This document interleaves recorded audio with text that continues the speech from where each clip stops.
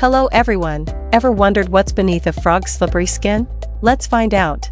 Frogs might seem slimy, but their skin is amazing.